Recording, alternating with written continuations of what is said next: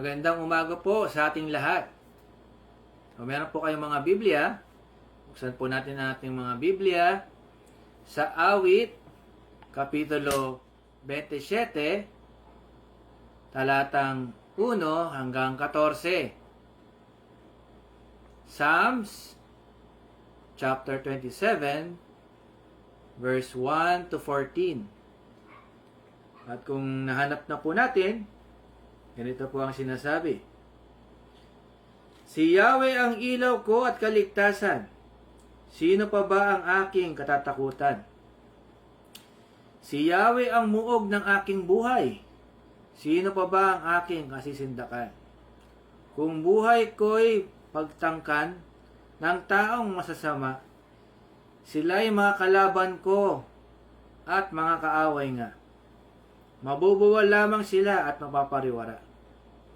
Kahit isang hukbo sa aking pumalibot, hindi pa rin ako sa kanila'y matatakot.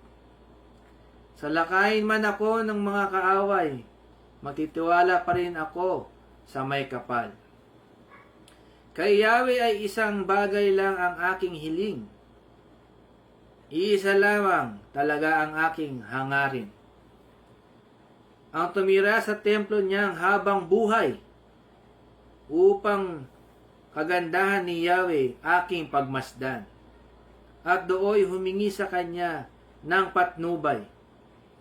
Itatago niya ako kapag may kaguluhan. Sa loob ng kanyang templo ako'y iingatan. Sa ibabaw ng batong malaki ako'y ilalagay. Matatalo ko ang mga nakapaligid kong kaaway.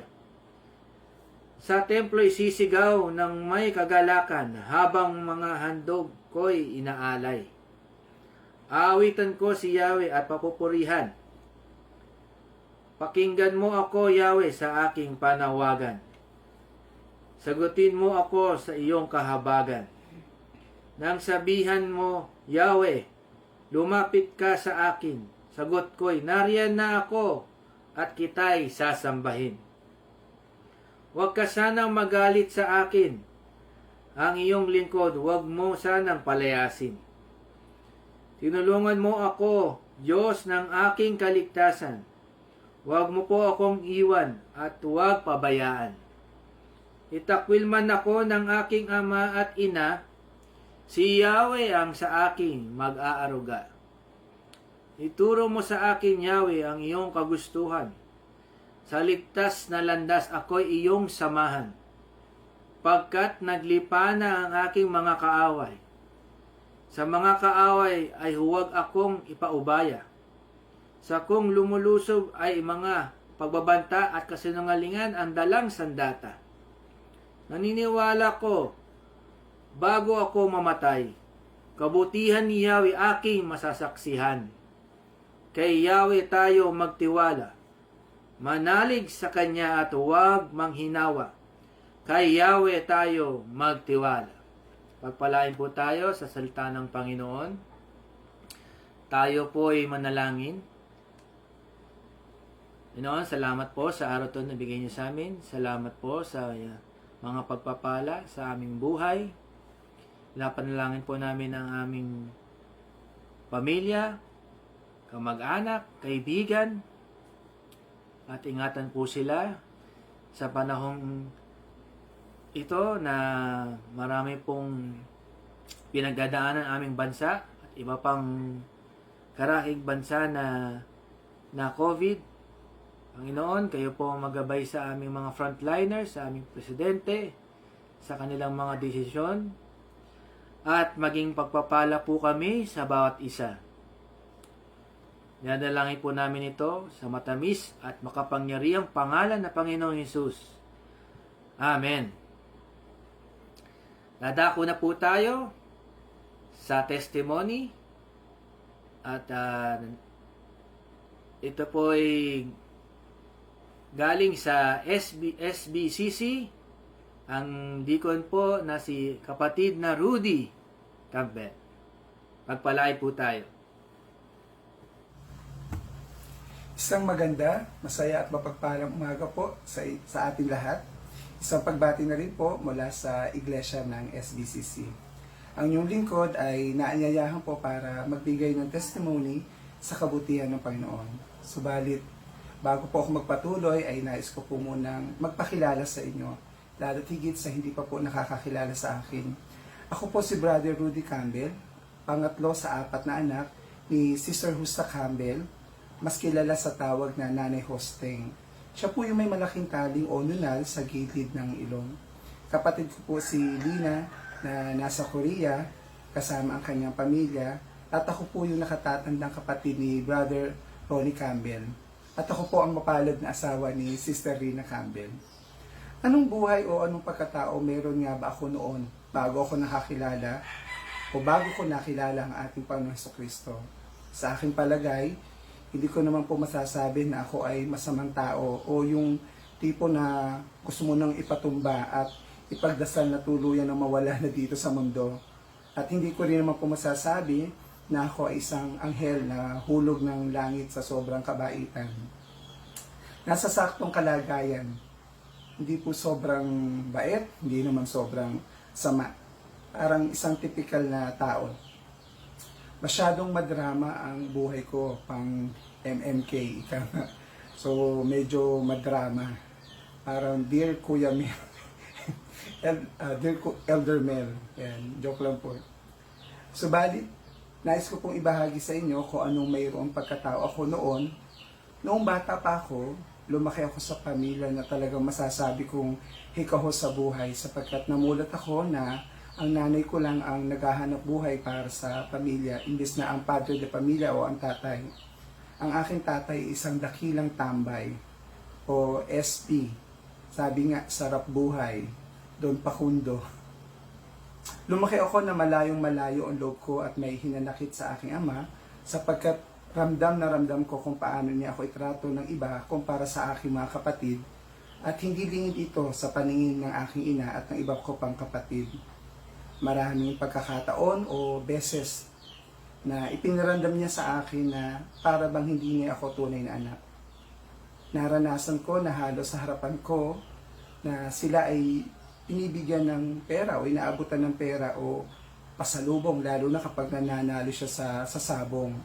Samantalang ako ay wala. Nga, in short, umaatikabong palakpakan lang. At kapag kami ay nagkakaaway magkakapatid, noon, at hahantong sa Judgment Day, o kung saan kami ay padadapain at padadapain kami sa papag at papaluin, ramdam na ramdam ko ang init ng hagupit sa aking puwet na halos mangiwi-ngiwi ka sa sobrang sakit dahil sobrang sakit talaga. Kasi may puwersa, may diin ang pagpalo. At makikita ko ang iba kong kapatid na sasabihin, hindi naman masakit. Masasabi mo na nga lang, nasaan ang hustisya. Marahil dahil sa ako ay medyo malamya noon, sabi nga, lalambot-lambot, hindi maton o matigas sa kanyang paningin. Subalit nais kong papurihan ang Panginoon dahil hindi niya ako pinabayaan at hinayaan na manatili o mabaon sa ganoong pakiramdam at sitwasyon. Sa biyaya ng Panginoon ay nagkaroon ako ng pagkakataon na makapakinig ng mga nangangaral ng salita ng Diyos sa aming lugar. Doon ko nalaman na ako pala ay mahal na mahal ng Diyos. At ako ay kanyang pinili na sabi nga sa 1:3:16, madalas natin ito naririnig, ganoon na lamang ang pag-ibig ng Diyos sa sanlibutan. Kaya ibinigay niya ang kaisa-isang bugtong na anak upang sino man sumampalataya ay hindi mapahamak kundi magkaroon ng buhay na walang hanggan. Simula noon, naging excited ako sa pagdalo sa ganitong gawain yung Sunday School. Subalit ang Sunday School, dahil bakasyon lang to, so may pagsisimula at meron din pagtatapos. Sa kagandahang loob ng Panginoon, ako ay naimbitahan ng aking tita Dari, ang nakababatang kapatid ng aking nanay Hosting, na sumama sa kanya sa pagsamba sa SBCC. Na noon ay pinamumunuan ng ating pastor na si Paring Dong Labisores. Nasumpungan ko dito ang kagalakan at samahan na parang tunay na magkakapatid na kahit hindi magkakadugo ay magkakasundo, tanggap o lapat ang bawat isa. Ilan sa mga nagmarkang talata sa akin na matatagpuan sa Bible ay sa Roma 3:23. Sapagkat ang lahat ay nagkasala at walang nakaabot sa kaluwalhatian ng Diyos. Ganun din yung Juan 14:6. Sumagot si Jesus, ako ang daan, ang katotohanan at ang buhay. Walang makakapunta sa Ama kundi sa pamamagitan ko. Naging malinaw sa akin ang salita ng Diyos. Pinakita niya sa akin na ako ay isa pa rin makasalanan at sa impyerno pa rin ang punta ko. Kung hindi ko siya kikilalanin at tatanggapin bilang sariling Panginoon at tagapagligtas. Sabi nga sa Mateo 10:32-33, ang sino mang kumilala sa akin sa harapan ng mga tao, ay kikilalanin ko rin naman sa harapan ng aking Amang nasa langit. Ngunit ang sino mang ikahiya ko sa harap ng mga tao, ay ipapahiya ko rin sa harap ng aking Amang nasa langit. Sa pagkakataong ito, nagpasya akong sumunod sa tubig bautismo noong December 22, 1996. Ito yung joint Christmas fellowship celebration ng PBCM. Nagpatuloy ako sa paglilingkod sa Panginoon hanggang sa ipahintulot ng Panginoon na makasama ko na rin ang aking dalawang kapatid at ang aking nanay na noon ay nananambahan pa sa ibang iglesia.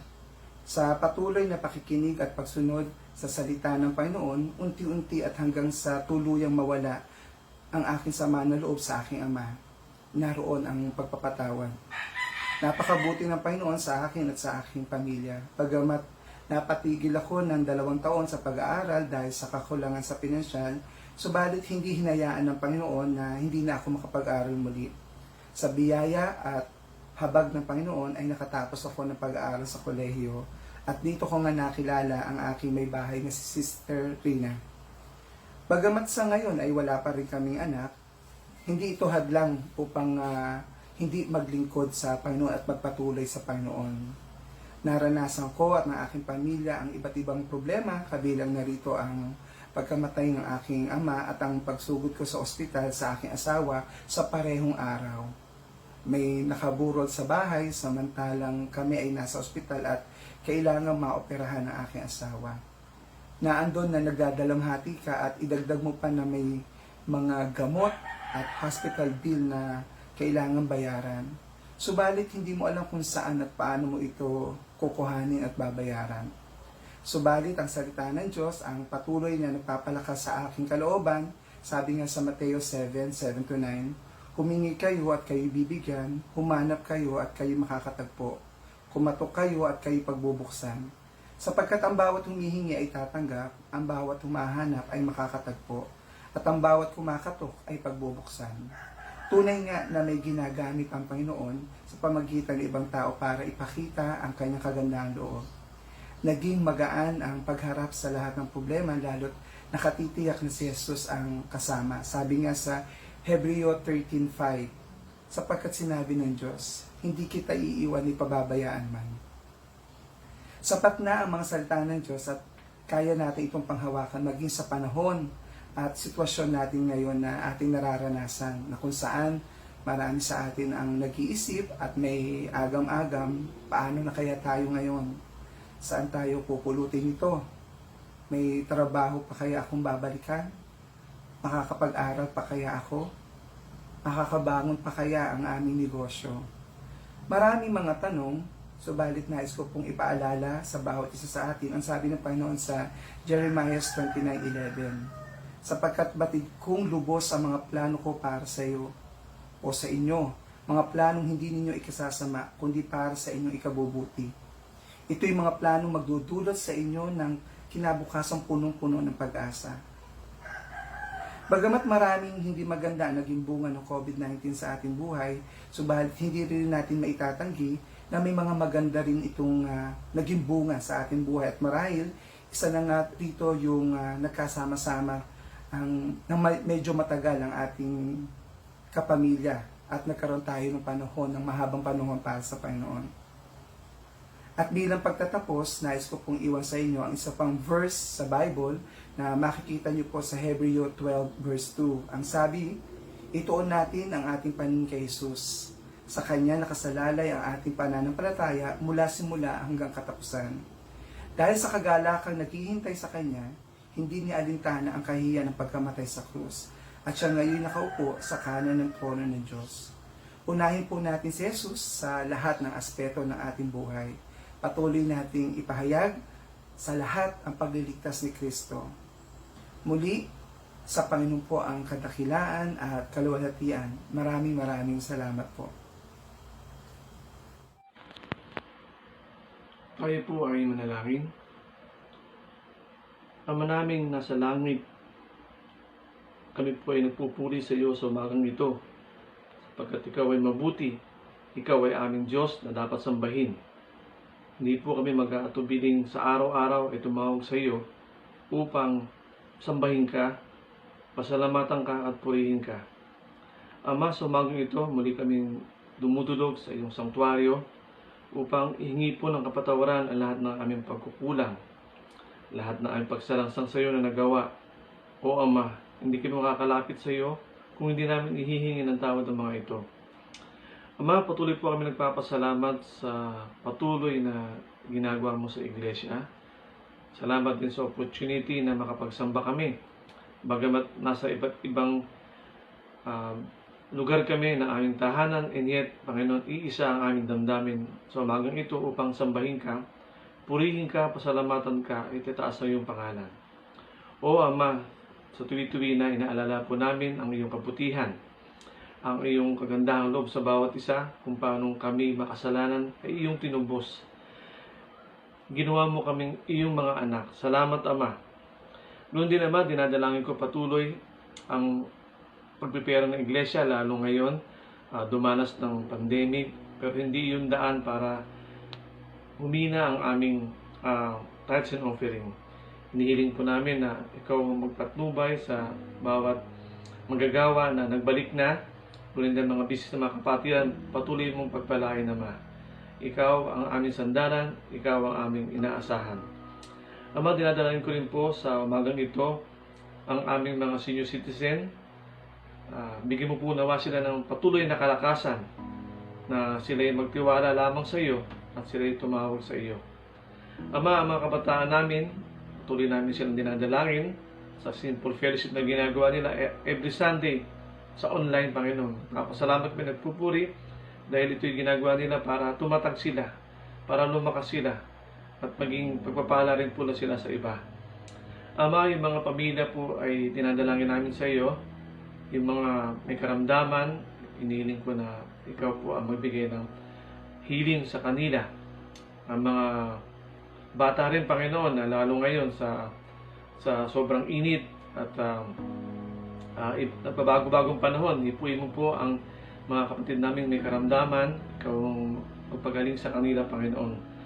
Doon din, Ama, yung aming patuloy na inaasam sa iyo sa tuwi-tuwi na nawa bumalik na po sa normal ng pananambahan namin upang magkasama-sama muli kami na magpupulit at papasalamat sa iyo. Muli, Panginoon, dinadalangin ko rin po ang aming sambahayan, ang aming pangmahal na Pangulo. Ikaw ang patuloy na magbigay ng karunungan sa Kanya. Ikaw magbigay ng tamang pagdesisyon sa iba't ibang problemang dumarating sa aming bansa. O Ama, heal our land, Panginoon, sapagkat ikaw ang aming Diyos. Ikaw ang siyang nangunguna sa amin. Doon din, Ama, inaalala din po namin ang aming PBCM elders, deacons, pastors, at mga church worker. Patuloy mo silang pagpalain patuloy sa kanilang ministeryo, Panginoon. Tumatag sila sa mga iba't ibang challenges ng ministry at patuloy silang dumulog sa iyo, Panginoon, sa pananalangin, sa pagbabasa ng salita mo at pakikipag-fellowship, Panginoon, through online. O Ama, ito po ang samutiling namin sa pangalan ng Panginoong Jesus. Amen. Magandang umaga po sa ating lahat. Ating pong buksan ang ating mga Biblia sa Awit chapter 46 verse 1.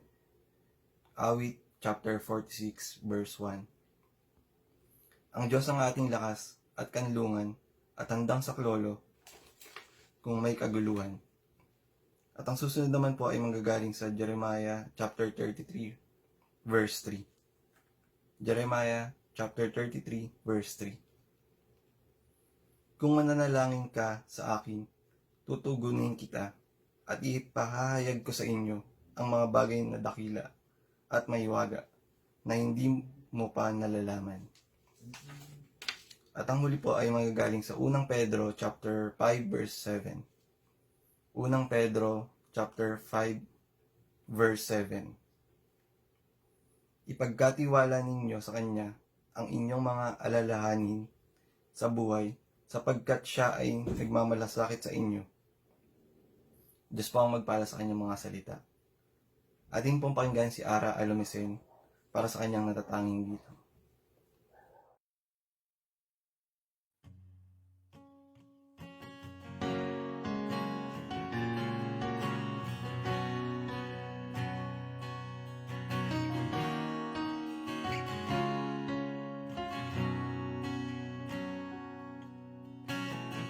All it takes is one more, and just one touch from you.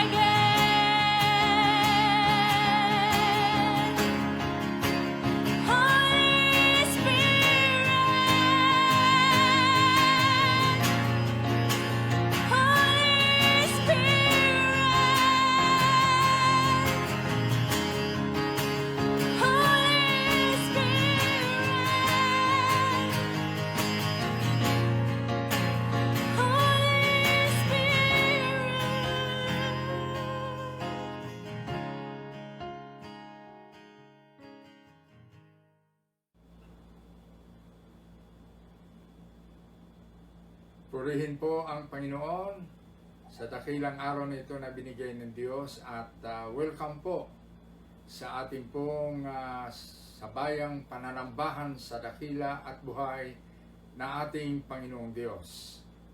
At alam ko pong sa umagang ito ay tila baga nagbago ng atmosphere kasi nagbigay na ng mga improvements, modification at bagong mga patakaran, protocol patungkol po sa hinaharap natin na pandemic, sa pagsubok sa ating buhay, sa ating pananampalataya. Ngunit ito po ang totoo. Sa gitna ng mga ito, wala pa rin makapagbigay ng pagbabago, tanging pag-asa at ganoon din tanging ating hinaharap na puno ng biyaya at pagpapala kundi ang nanggagaling sa ating minamahal na Diyos na makapangyarihan sa lahat. Siya ay buhay. Siya pa rin ang kahapon, siya pa rin ngayon, at siya pa rin ang sa kinabukasan. Salamat sa Kanya, sapagkat sa gitna ng mga nakaranasan natin, mga pagsubok, hindi niya tayo tinalikuran, hindi niya tayo pinabayaan. Marami pa ang nalulungkot, nalulupay sa mga nagdaang araw, lalo na sa mga nakikita natin mga kapalitan ng buhay, lalo na nakikita natin sa mga nabiktima ng pandemic na ito. Ngunit tayong mga anak ng Diyos, sa Kanya lamang nagtitiwala, sa Kanya lamang ang ating tanging pag-asa. Ang bansang Pilipinas ay tutulungan niya sapagkat may pangako siya sa 2 Chronicles 7:14 na kung ang kanyang bayan, if my people, na tinawag niya sa kanyang pangalan, ay magpakumbaba, manikluhod, tumalikod sa kasalanan, siya naman ay didinig, bubuksan niya ang kalangitan, at ibuhos niya ang kanyang pagpapatawad, at ibuhos niya ang kagalingang kailangan ng ating minamahal na bansang Pilipinas. Sa mga ito, gusto ko pong dalhin ang ating kaisipan sa isang kasaysayan sa Hebrews chapter 11. Although ang mga binasa po sa atin ng mga passages of the Bible ay masusubukan natin doon sa Psalm 46:1 na sinasabi doon ay God is our refuge, a very present help in trouble. At ganoon din sa Jeremiah 33:3, call unto me, and I will answer thee. I will shew thee great and mighty things which thou knowest not. And in 1 Peter 5:7, casting all your cares upon him, for he careth for you. At ang katapat po nito ay doon din sa kasaysayan ng mga mananampalataya at ang kanilang pananampalataya. The story of faith, the heroes of faith, people of God who strive and were sustained by their great faith for God.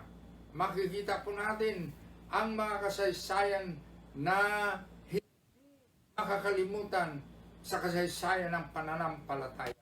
Pinamagatan ko po itong ating meditation sa umagang ito, looking unto Jesus. Bakit po? Bakit mahalaga po ang ating gagawin na tumingin tayo sa Panginoong Hesus? Sa gitna ng mga pangyayari ito, tumingin tayo sa dakilang Panginoong Hesus. Madalas na ang ating tinitingnan, ang ating kalagayan, at saka lamang tayo titingin.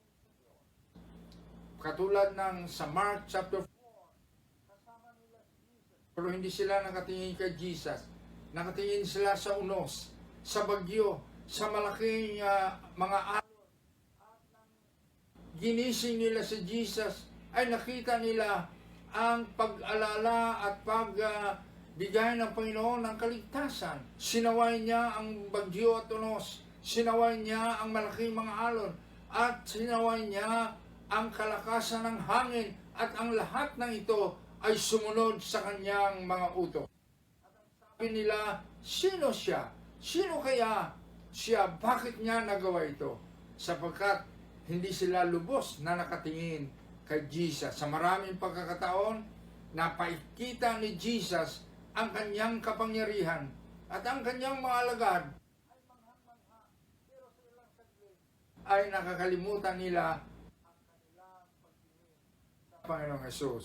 Dito po, sa Hebrews chapter 11, bago ko po bigyan ng 3 punto ang pangailangan natin, bakit tayo kinakailangan tumingin sa Panginoong Kristo. Una po, sa buhay ni Abraham, dito po in verse 9 and following, ang sabi dito, he who believed in the same promise. Bakit po? For he was looking forward to the city with foundations, whose architect and builder is God. Sa kanyang pagsunod sa tawag ng Panginoong Hesus, ang sabi ng Bible, hindi niya alam kung saan siya pupunta.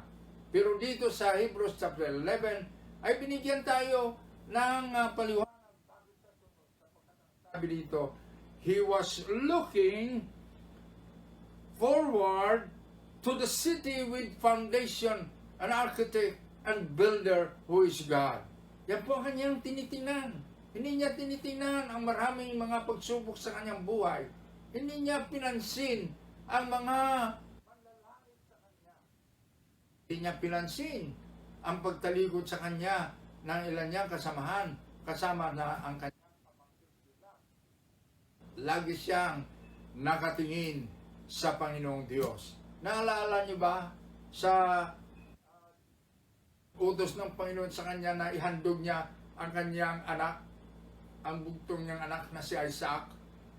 Sinunod niya ang utos. Bakit po? Nakatingin siya sa Diyos kasi ang sabi rin dito sa Hebrews chapter 11, he was looking forward na pagsundin niya ang Panginoon, handog niya ang kanyang anak, ang sabi niya, bubuhayin naman ng Diyos ang kanyang anak. He was looking forward beyond the measures of trials and troubles of life, beyond the measures of what we cannot achieve, of what, beyond the failures that we have made, ay ang Diyos ang siyang dapat nating tingnan. Bakit po? Sapagkat ang Diyos ay may kapangyarihan at may magagawa para sa atin. Ito rin ang karanasan ni Moses. Ang sabi dito, una po, ang kanyang mga magulang. Ang sabi dito, they saw, nakita nila, nakatingin sila sa batang Moses. At ang sabi dito, nakita nila, he was no ordinary child. He was no ordinary child. They saw, nakita nila.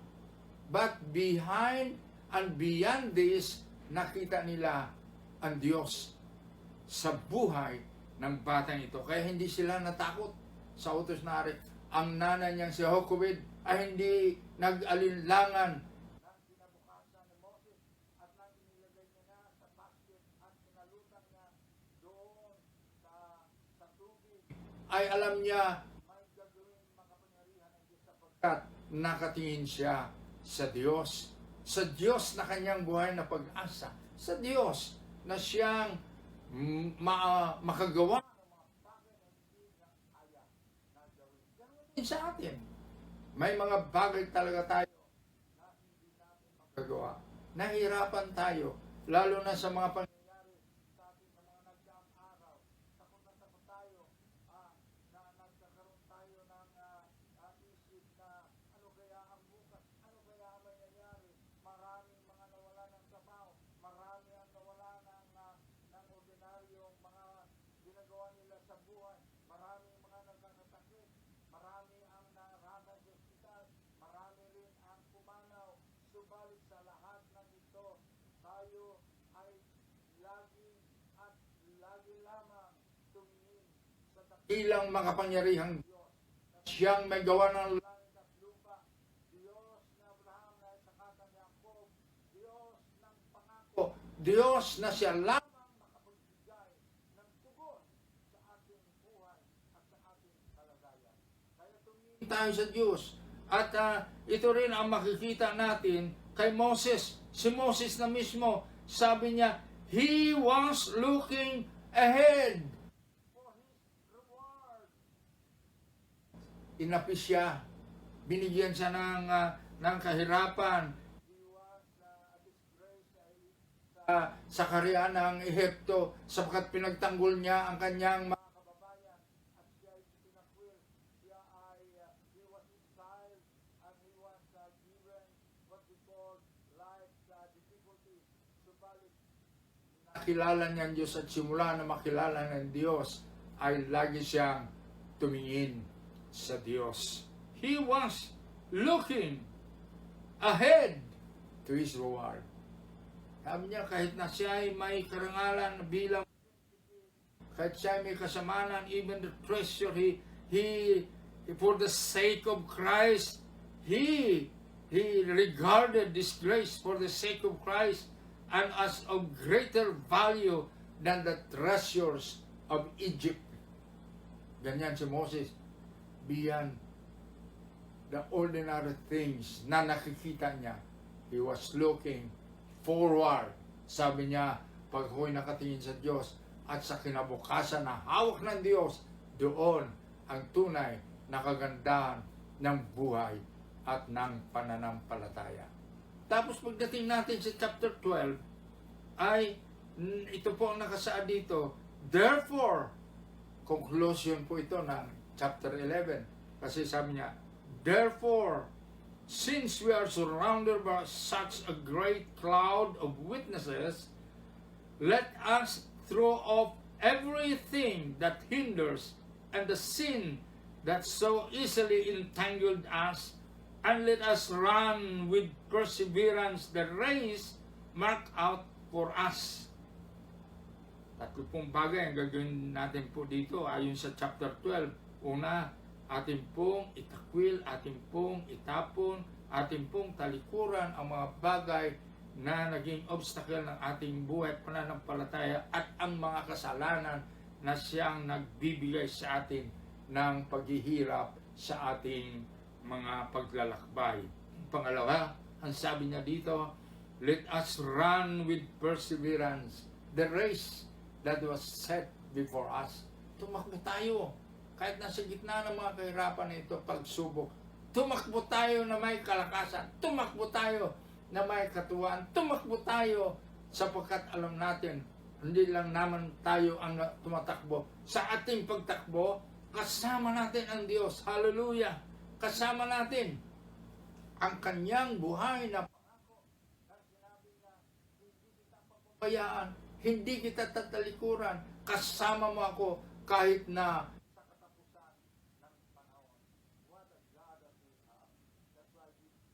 looking unto Jesus, the author and the finisher of our faith. Ngayon po, ano po ang tatlong bagay na nais pong gawin dito sa atin? Number 1 ay tumingin tayo sa Panginoong Hesus na siyang ating kaligtasan. Kaligtasan mula sa ating kasalanan. Sabi dito ay looking unto Jesus, who is the author and the finisher of our faith. Pero sa taas ang sabi dito ay itapon natin, let us throw off everything that hinders us, everything that entangles us, including sin. Sa pagtingin natin kay Jesus, makita natin ng ating kasalanan, ang ating kawalan ng kabanalan. Kay Jesus, merong sagot, merong tugon. Pag siya'y ating personal na tanggapin bilang ating personal na Panginoon at tagapagligtas at pagsisihan natin ang ating makasalanan at sabihin natin sa kanya, Panginoon, ako ay sa iyo, ang buhay nito ay para sa iyo at ang aking kinabukasan ay hawak mo, Panginoon. Salamat po. Listan niyo po ang ating pangalan sa aklat ng buhay. Hallelujah! What a God we have!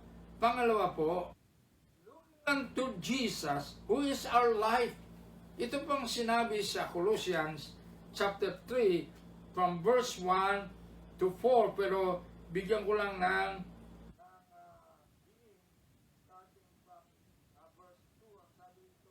set your minds on things above, not on earthly things. Bakit po? For you died, and your life is now hidden with Christ in God, and when Christ, who is your life, and He will appear, then you also appear with Him in glory. Napaganda po ng sinabi ng Apostol Pablo, looking unto Jesus, who is our life, who is our eternal life, and who is coming para makasama natin. Yan po ang pangatlo. Looking unto Jesus to live our lives until He comes again. Napakalaga po ang bagay nito. Sapagkat ang sabi po dito sa 1 Thessalonians chapter 4, 16 and 17, John 14, verse 2 and 3, and Acts chapter 1, verse 11. Babasahin ko po at tayo po ay magbibigay ng mga pansin sa pangatlong punto na sinabi ko po, looking unto Jesus. For what? Looking unto Jesus to live our lives until He comes again. Sa mundong ito, ang dami ng mga disturbance, ang dami ng mga nagpapapansin sa atin, ang dami ng mga bagay na nagdulot sa atin ng temporary na katiyan at nagdulot din sa atin ng katiyakan ng buhay at ng buhay pa pagkatapos ng buhay nito. Ang sabi po dito ay in 1 Thessalonians 4 chapter 16, ang sabi po niya dito, and the Lord Himself will come down from heaven with a loud command, with the voice of the archangel, and with the trumpet call of God, and the dead in Christ will rise first.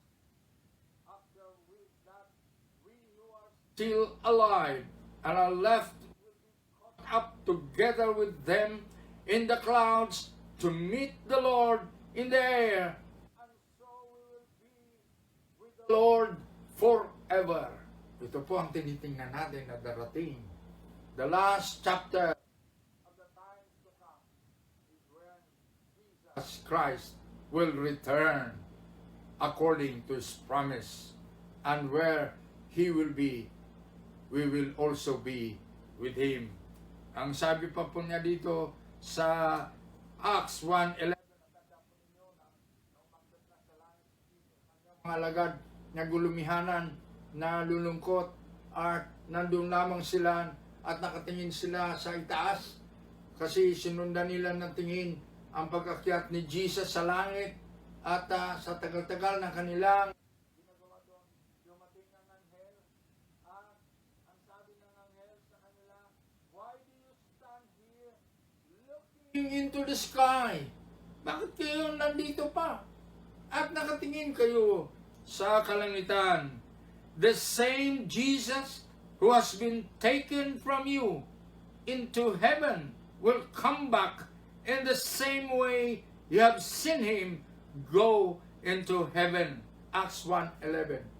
Yung Jesus na nakita niyong umakyat sa langit ay siya rin Jesus na siyang babalik mula sa langit.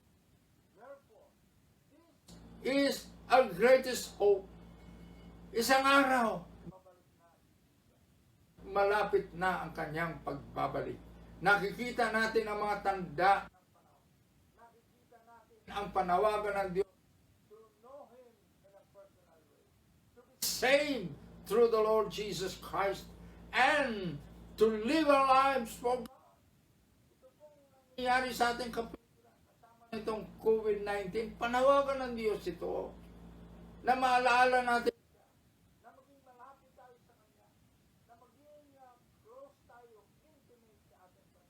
close tayo sa salita ng Diyos, maging close tayo sa gawain ng Diyos sa bawat isa sa atin. Ang kanyang pagbabalik ay siyang ng lahat ng mga nanampalataya sa Kanya. Kaya lang minsan, nakakalimutan natin na siya ay babalik na. Nakakalimutan natin na siya ay nangako. Kanyang tutuparin yan. Lagi natin na nang umalis siya sa Pilipinas sa panahon ng digmaan, ang sabi niya, don't worry, I shall return. At yung ginawa ka ng maraming mga Pilipino, at isang araw nga siya ay pagkatiwalaan natin yung hinarap. Paano pa kaya? Ang Panginoong Diyos na nagbigay ng ang Jesucristo na nagbigay ng pangako, I shall come back again. Ito po ang sinabi niya sa John 14:2 and 3. Sabi niya, and in my Father's house are many rooms. If it were not so, I would have told you. I am going to prepare a place for you. I will come back and take you to be with me, that you may be also be where I am. Babalik ako. Inaganda ko kayo. Ang langit ay inihanda sa mga nakahanda. Handa ba kayo? Nakahanda na ba kayo? Kilala niyo na ba si Jesus? Kilala niyo ba ng personal na pagkakilala ang Panginoon? Hindi lamang sa katalinuhan, sa kaalaman, bagko sa personal na karanasan na minsan isang araw ay tinanggap mo si Jesus bilang iyong personal na Panginoon at tagapagligtas, nagsisi sa kasalanan at ibigay mo ang iyong buhay, ang iyong kinabukasan at tinanggap mo siya sa iyong buhay bilang personal na Panginoon at tagapagligtas. Kung hindi mo pa nagawa yan, ito ang panahon. Ito ang paggawa.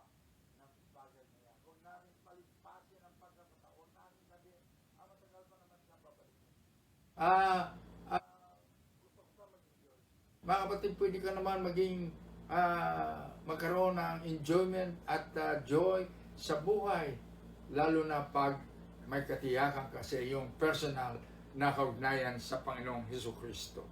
Ang sabi po dito, where I am, you may be there also.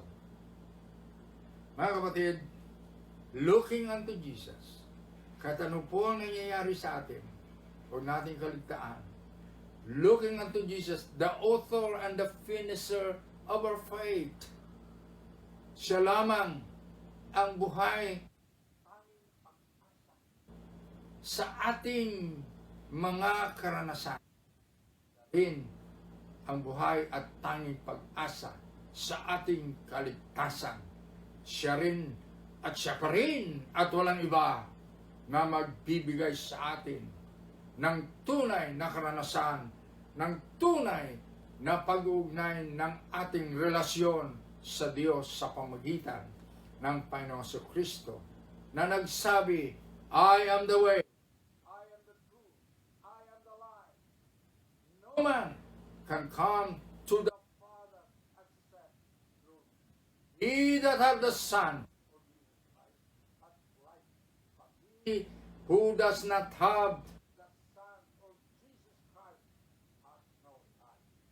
Looking unto Jesus, ano man po ang ating lakbayin, ano man po ang ating tinatanaw para sa ating kinabukasan. Sundin natin ang sabi ni Abraham, I am looking forward unto the city whose builder and architect is God. I am looking forward. Ang sabi naman ni Moses, I am looking forward for my reward. At ito po ang ating dapat katiyakan at ating panghawakan at ang ating magiging tunay na kapayapaan sa gitna ng mga nangyayari.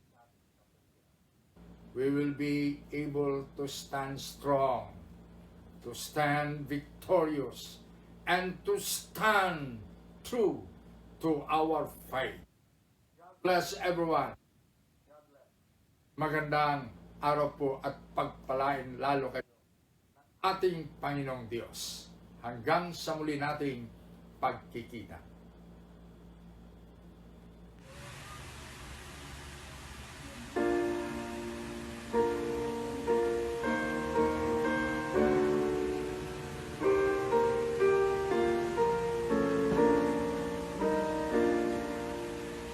Be not dismayed, whatever betide, God will take care of you.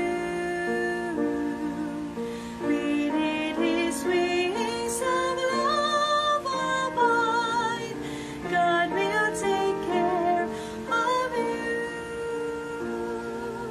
God will take care of you. Through every day, for all the way, He will take care of you. God will take care of you. Through days of toil and hard but faith, God will take care of you. When dangers, fears, and battles sail, God will take care of you. God will take care of you through every day or all the way. He will take care of you. God will take care of you.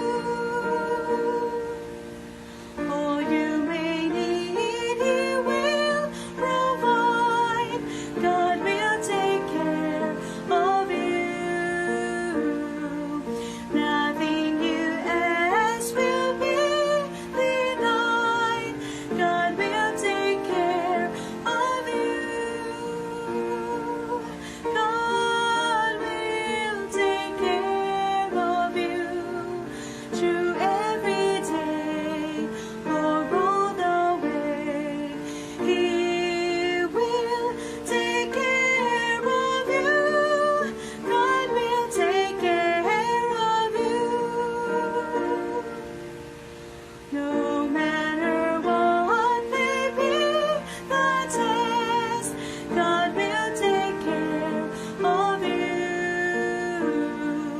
When weary one upon His breast, God will take care of you. God will take care of you through every day or all the way. He will take care of you.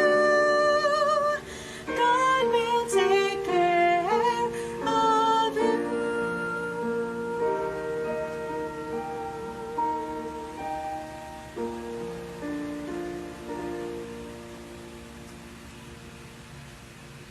I will give you instruction about other matters after I arrive.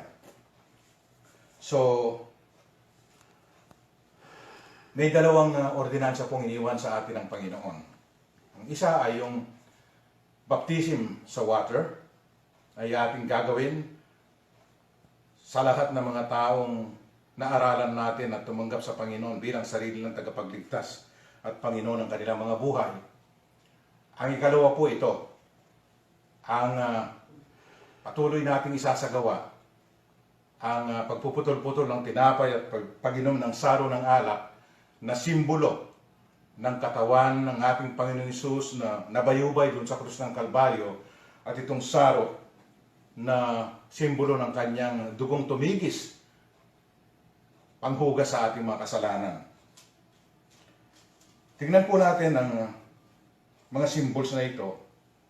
Nagpapaalala sa atin ng ginawa ng Panginoon, bunsod ng kanyang dakilang pag-ibig, sagad na sakripisyong ibinigay ang kanyang buhay upang pambayad sa ating mga kasalanan doon sa krus ng Kalbaryo. Siya ay tunay na namatay, inilibing, subalit sa ikatlong araw muli siyang nabuhay. At after 40 days, umakyat po siya sa langit.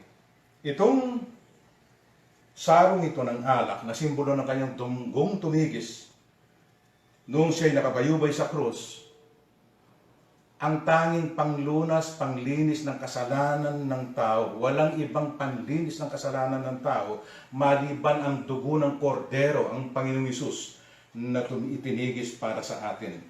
Ito po'y ginagawa natin bilang paggunita sa kanyang dakilang pag-ibig, sa kanyang sakripisyo. Kaya, papasalamat tayo sa Panginoon na giwan siya ng ganitong memorial na patuloy nating alalahanin hanggang sa siya ay muling bumalik, kagaya ng kanyang pangako, at kukunin tayo, dadalhin sa kanyang bayan. Pero meron po siyang warning sa atin dito, na dapat nating isa katuparan nito ng merong pagsasalang-alang sa ating mga puso, sa ating mga buhay. Sincerely, sapagkat sabi niya, dapat nararapat tayo, ang ating manner ay nararapat makibahagi nitong simbolong ito ng tinapay at ng saro ng alak. Sa papanong paraan na magsisiyasat po tayo, baka tayo ay merong unconfessed sin, dapat po i-confess natin yan, baka tayo ay merong dalang sama ng loob. Kung kanino man, lalo na sa mga kapatiran, sa membro ng ating mga pamilya, kung kanino pa mang tao ay bago tayo mag-participate dito ay gawin po natin yan. Let us confess our sins and let us ask forgiveness of God and let us also forgive yung mga taong akala natin, sa pag-aakala natin nagkasala sila laban sa atin. Nang buong pagpapakumbaba, let us unite, let us be one sa PBCC, sa PBCM. At sumulong na tayo pagkatapos nun, magsalo-salo po tayo dito sa dalawang symbolism na ito. Ng tinapay na sumisimbolo sa kanyang katawan, nabayubay sa krus ng Kalbaryo, at ang alak na sumisimbolo sa kanyang dugo na tumigis alang-alang sa atin. Nung gabing yon, pagkanulo ang Panginoon, dumampot ng tinapay. Tapos niya magpagpasalamat, kanyang pinagtira-piraso ito na sinasabi, ito ang aking katawan na nabugbog ng dahil sa inyo. Gawin yon. Ito sa tuwing kayo magkakatipon, kumakain bilang paggunita sa akin. Tanggapin po natin ang tinapay.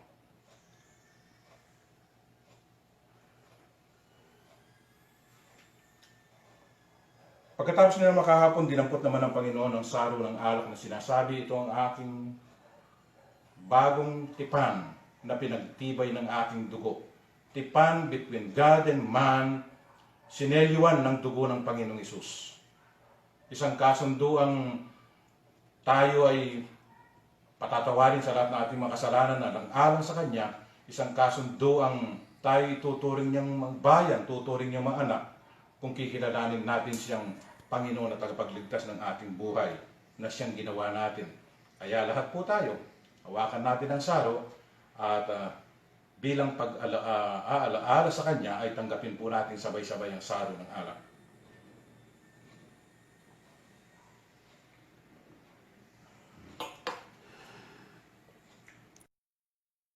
Tayo po'y magsitayong lahat at tayo'y magwawakas sa panalangin.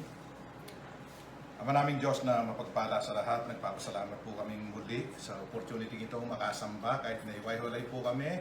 Nakasamba kami ng bilang iisa rin dahil sa technology dala ng panahon. Papasalamat po kami sa kabila ng mga krisis na dumating sa aming bayan at sa buong mundo.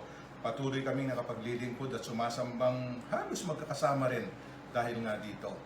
Nagpupuri kami sa iyo sa mga salita mo, sa hamon mo ngayon sa amin, na kami bilang anak mo'y pinamamalas mo sa amin ang iyong pagmamahal sa pamagitan ng mga disiplinang dumarating sa amin. Naway mga tutupo kami riyan, Panginoon.